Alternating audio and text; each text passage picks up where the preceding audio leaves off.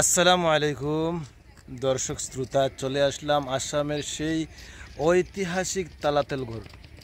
সেখানে আমার পাশে আছেন আমাদের শামসুল ভাই। আমরা সবাই মিলে আজকে চলে আসলাম এই ঐতিহাসিক এই তালাতল ঘরটা দেখতে। এখানে আমার হুজুর একজন আছেন, কিন্তু ওনাকে আমি ক্যামেরায় আনবো না। তো অনেক লোক এখানে ভিড় জমাচ্ছে। আপনাদেরকে ঘুরে ঘুরে চতুর্দিকটা দেখানোর চেষ্টা করব। অবশ্যই ভিডিওটা যদি ভালো লাগলে তাহলে লাইক শেয়ার করবেন।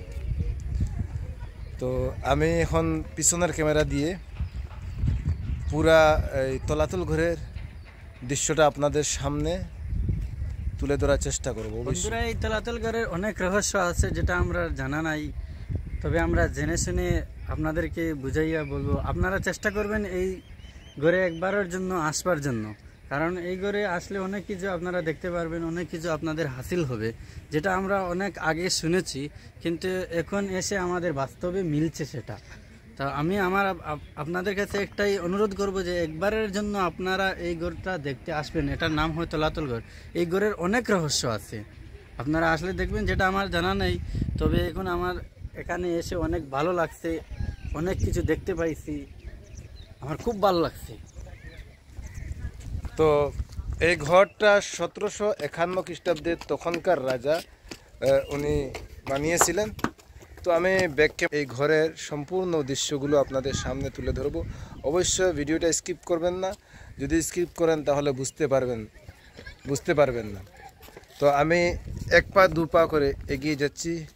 এখানে অনেক পর্যটন চলে আসে, আর এই ডিসেম্বর মাসে অনেক স্কুল থেকে শিক্ষামূলক ভ্রমণে এইখানে অনেক মানুষ চলে আসে দেখতে। আর মূলত এই কয়েকদিন আগে এইখানে লন্ডন থেকে অনেকগুলো ট্যুরিস্ট এসেছিলেন। আসলে এখানে আসামের ইতিহাস লুকিয়ে আছে, তো তাই এখানে দেখতে অনেক লোক চলে আসে।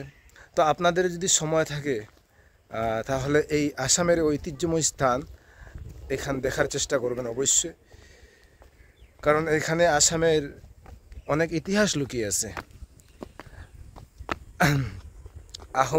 আহোম রাজারা কত বছর এইখানে যে শাসন করেছিল, ওনাদের স্মৃতি এই আসামের এই শিবসাগর জেলায় আছে। তো আপনারা যদি ফ্রি থাকেন অবশ্যই এই জায়গাটা একটু দেখার চেষ্টা করবেন। তো ভিডিওটা অনেক লম্বা হয়ে যাবে, তো আমি বেশি দেখাতে পারবো না। যদি পরবর্তী ভিডিও করা হয় তাহলে অবশ্যই সেই ভিডিওতে বাকি অংশ দেখানোর চেষ্টা করব। অবশ্যই ভিডিওটা যদি ভালো লাগে তাহলে লাইক শেয়ার করে অন্যকে দেখার সুযোগ করে দিবেন। আজকের মতো এখানেই শেষ।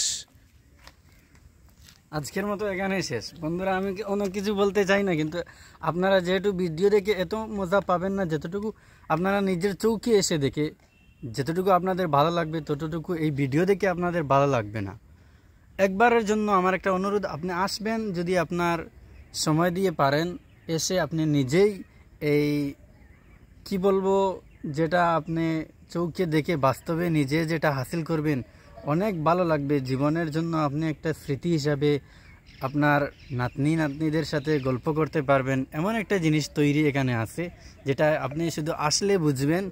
অনেক কিছু তো ভিডিওর মধ্যে আপনারা দেখেন, কিন্তু দেখে কিছু হাসিল করতে পারেন না। জীবনের মধ্যে একবার হলে আসবেন। এটাকে বলে ভিডিও অনেক লম্বা হয়ে যাচ্ছে, আমরা এখানে শেষ করছি। আল্লাহ হাফেজ, সবাই ভালো থাকবেন।